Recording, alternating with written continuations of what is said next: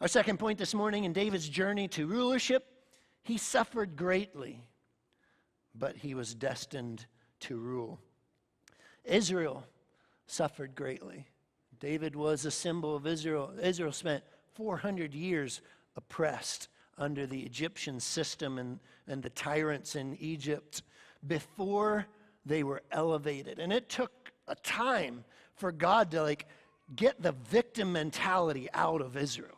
It took a period of time where they were still thinking like slaves. And God had to reform their thinking and draw them up, into that pathway of victory. Jesus suffered greatly. That was a part of his calling, but he now reigns over the nations of the earth and over spiritual realities. And you, church, suffering is a part of your calling.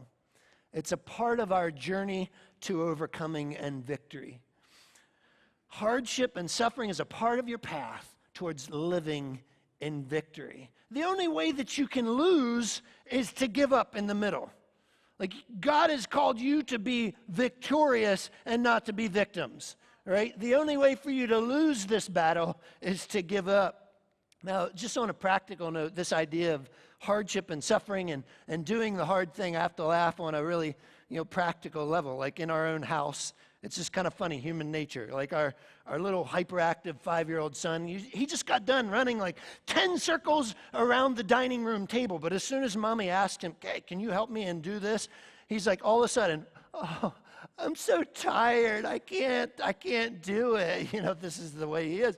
Well, just a couple months ago, mommy was bringing in the groceries and he's doing his thing and he's playing and he's having a good time. And she's like, "Honey, can you go and get one of the bags from the car and bring it in?" He looked her right in the eye and said, "I'm saving my energy for something else."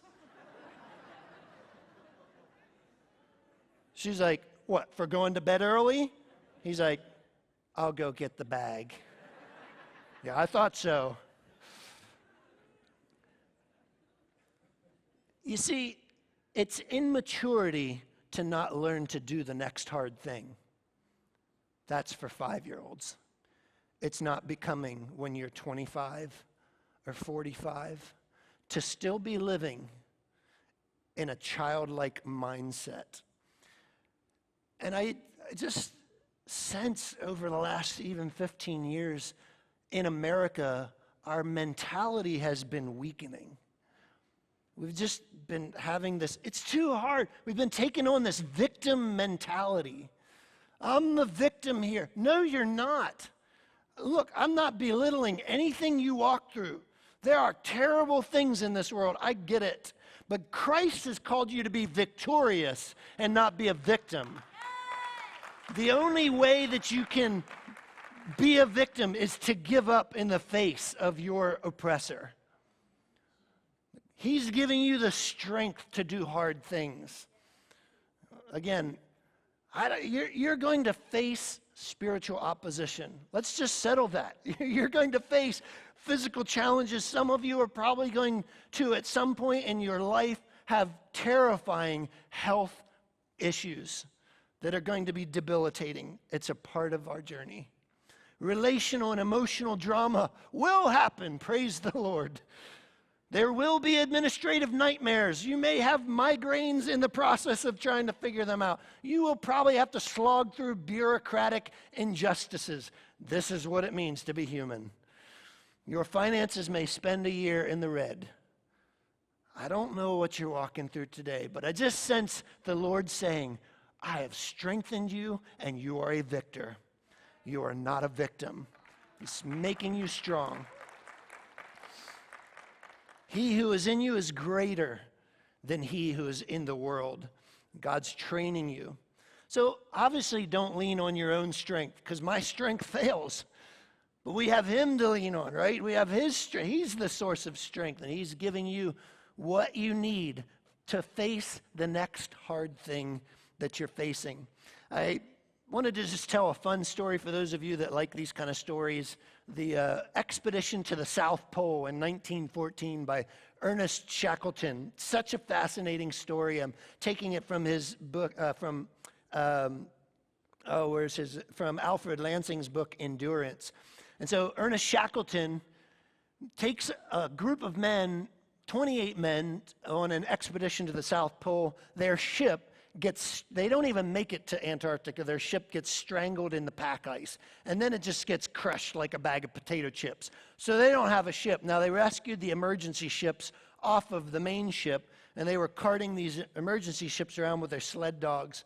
They survived literally by jumping and migrating on various ice floats and then to the glacier. And as the ocean's current swirled, it was moving them along the Antarctic coast towards where they could possibly find some kind of civilization. But they survived by shooting seals and penguins and living off of penguin hoosh for literally over 12 months of their lives in blizzard conditions, until finally, at one point in the journey to collapse the whole storyline, it's a fascinating tale, 6 of the strongest finally sailed on an emergency rescue mission in one of their smaller vessels across 800 miles of open ocean in what people consider some of the most dangerous waters in the world, with little more than the stars and the compass and a nautical navigation kind of instrument.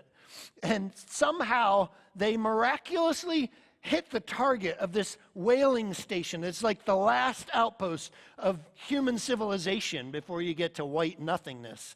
And so they hit the target, but they're on the wrong side of the island. So they have to, these 6 men, I believe 3 of them stayed back with that ship, and 3 of them had to climb over the unsettled cliffs of the ice-laden mountains.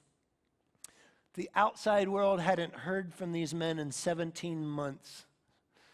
They said when they reached the top of the peak, they heard the 6 a.m. factory whistle from the whaling station coming up out of the valley.